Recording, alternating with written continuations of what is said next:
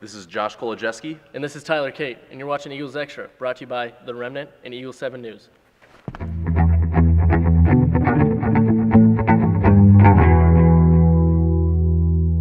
And welcome into Eagles Extra. I'm Tyler Cate, joined by Josh Kolojeski, Porter Morrell, and Cody Sprenger. We're kind of doing a new segment here. It's going to be a new rendition of Eagles Extra because you guys are giving us extra basketball. You guys made a nice little run in your first two games in the national tournament, beating St. Thomas and then beating Elmhurst in the second game. Guys, welcome into the set. Thanks for joining us. And how you guys doing today?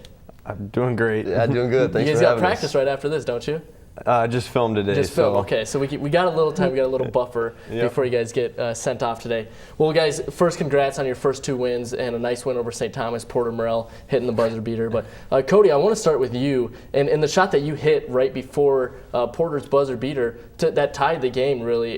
You hit a three-point shot that was contested against St. Thomas in the final seconds there. First, let's just cut to the video and see you hit this big shot against St. Thomas on Friday night. Sprenger going down the far side of the court. Looks like Northwestern might hold for the final shot. Steps back, Sprenger, top of the key, three, got it! Cody Sprenger, my oh my! Yeah, Cody, you had a defender right in your face, and that was a tough shot in itself, but to not only tie the game, did you know you were going to tie the game with that shot, or was it just going too fast? Yeah, we talked about it last night. Really, probably just going too fast. I mean, I knew we had called flat, kind of an isolation play, and I knew we were down 3, so I figured if I could get it off, might as well give it a try, and just shot it, and thankful it went in. So yeah, really nothing to it. Now it seemed almost like my color commentator said, maybe you kind of slowed things down a little bit. It kind of looked like for a second maybe you guys are holding for the final shot. And then all of a sudden you just looked like a man possessed and sprinted up to that three-point line and just got super high up in the air. Like you have pretty good hops in the first place, but you got way up there to shoot it over. I think it was Alapati. Did you just decide at the last second, you know what, I'm just going to go take a three-pointer right now? Yeah, dribbling up, I was kind of thinking about it. I was thinking, well, maybe if I can get it off. So getting close to the line, just kind of sizing him up, seeing where he was playing, and figured I could get it off, so I took it. So. This is a good shot. Yeah, it was a great shot. Porter then follows it up. You guys, so you hit a big shot, and then Porter hits an even bigger shot. So we've got the two guys here that were kind of the guys who put the game on ice. Let's get to the second video where Porter knocks down this massive three-point shot to put the game on ice. Sprinting down the court. He drives. Needs to get out to Porter Morrell. Three-pointer at the buzzer. Northwestern has knocked off St. Thomas and will go on to the next round. Now, you guys are both kind of laughing about it. Cody, you get the pass off to Porter. You hit it. What was your guys' emotion right then? Well, as soon as I hit it, there's like a half a second where you don't really realize what happened, and then I realized that we won the game, and I took off running. I don't really know where I was going, so just kind of overwhelmed almost. Now I hate to bring this up, but since you ended up winning the game with a three-pointer right after, it looked like you kind of were on your heels defensively. You were the first guy going up against Grant Schaefer, kind of ran into a screen. Now things are going so fast, especially in that last 20 seconds. It was all continuous. What was it like to try to keep focus in that situation? Yeah, as soon as Cody made his shot, I think the clock stopped and there was about 11 seconds left. And then they inbounded it to Grant, and I've been on Grant all game. And he kind of came off of a ball screen, but it wasn't really a good screen, so I probably should have got over it a little better than I did. And he got around me and scored, and I was just like, oh man, I just let the game-losing basket. This is not good. But then there was, we still had a little bit of time, so there wasn't like a lot of time to think about that. And we know that Coach Gross doesn't like to call timeouts in that situation because then the defense can get set and there's not a lot of time. Mm-hmm. So I think Cody inbounded it to me, and then I just wanted to get to him because he's our fastest player and we wanted to get him up the court as fast as possible. Now, was that play drawn up at all? Like, had you ever worked on that in practice before? Final 6 seconds, something like that? Or was that kind of just all improvised? Because, Cody, you had like 3 guys collapsed on you, and that left both Carney open and then Porter open on different areas of the court. Obviously that part's kind of not something you can plan for, but was the play in general pretty much all improvised? Yeah, definitely just going with it. You can't plan that, can you? No, not really. I mean, I never take the ball out, and I was just talking to Porter a second ago. I just found myself with the ball under the basket, so got it to him, dribbled up, wasn't really thinking, just kind of reacting. So great shot. Now, you guys, following that shot, I mean, big in itself. You beat St. Thomas in itself. You go home to the hotel, and people are blowing you up on Twitter, probably texting you, calling you. Now, I find this tweet, and you guys were also on ESPN. Oh, by the way, you were the number 4 play on ESPN. I see this tweet, and it kind of put everything into perspective for me. Guys, I just saw Porter Morrell on SportsCenter. Like, it's just a student here at Northwestern, Michael Burns, tweets that, and I couldn't imagine being just sitting, back at my dorm or back at home and flip on TV, not knowing that Northwestern had a game, and then seeing, number 4 play of the night, University of Northwestern St. Paul, boom, Porter Morrell. Did you get people that called you and were like, dude, you were just on SportsCenter? Yeah, I did actually. I had a couple kids from high school that called me and texted me, and they were like, is that you guys? You guys beat St. Thomas? And I just saw you on SportsCenter, and it was pretty crazy. I also got a Facebook post on my wall from one of my friends that's a missionary over in Iraq right now, and he saw it. So I don't know how he saw it, but that was pretty crazy too. So now, did you know beforehand that you were going to be on SportsCenter? Was there a little bit of leeway time before that, or was it just watching ESPN and all of a sudden, hey, wait a second, that looks awful familiar? What was that process like? Well, we were told it was going to be, and then so we all came back to the hotel and everything, and we were trying to find the channel. And I think we turned it to ESPN right away, and like a basketball game was just starting, and it was just at the end of the hour, so we figured we were going to have to wait another hour. So we kind of watched the other game on our phones and stuff that was being played at St. Norbert between St. Norbert and Elmhurst. And then everybody came back, and at the end of the next hour, we were all expecting it to be on, but then I think it was Coach Gross and Emily were like, well, we don't know for sure. And so then we were like watching the plays, and we were trying to decipher like, well, is it better than this one or not? Is it? And then it finally came on, and we all went nuts, and it was awesome. That's crazy. Now, you guys, that's an incredible game. Beating St. Thomas, incredible.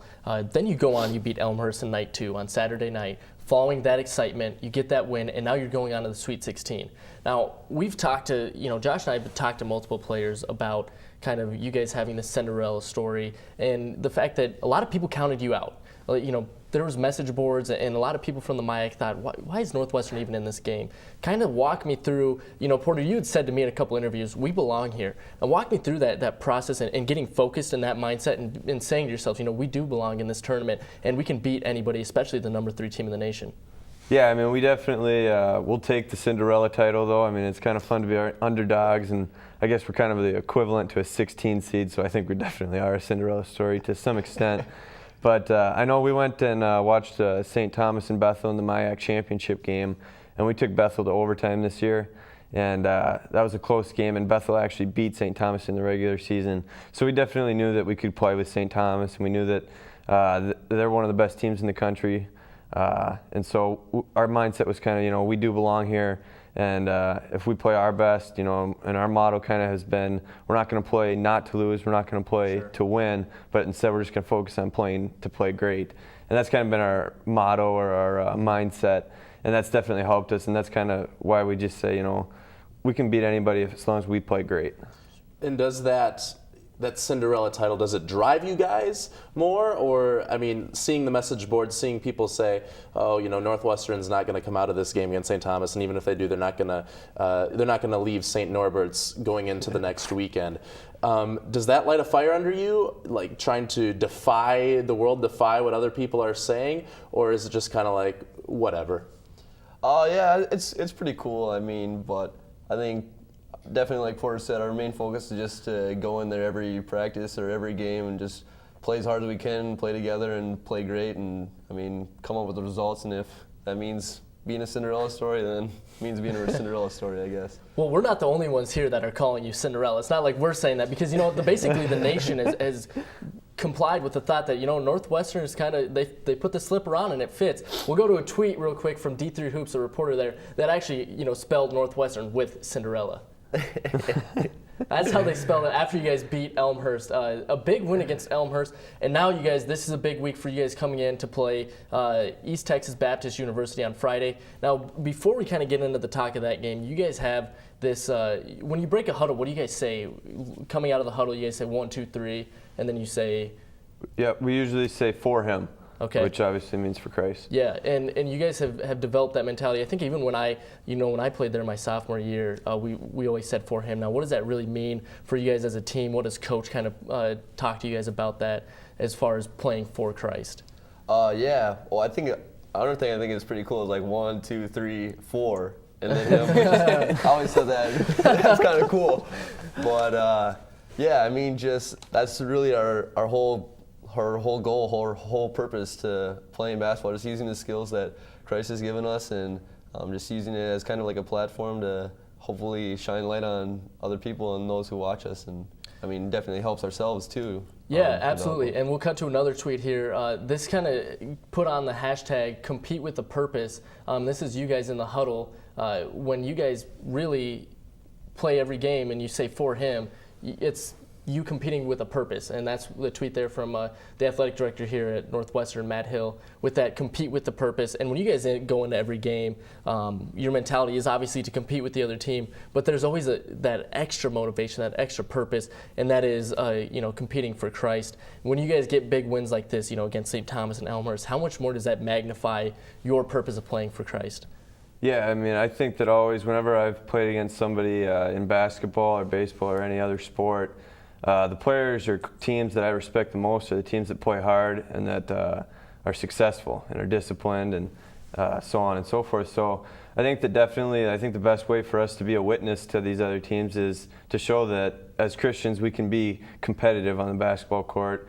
And sometimes there's hard fouls in the game, but we'll always be the first ones there to help them up off the court. And yeah, it definitely gives us a reason to compete with a purpose. And only one team can win this tournament. So, at the end of the day, I think there's 432 teams in D3, and only one team wins it. So then for the other 431 teams, is it a failure? And we don't want to look at it that way. We want to look at it as, we want basketball to be a platform so that we can share the gospel. Absolutely. Well, Northwestern using basketball as their platform.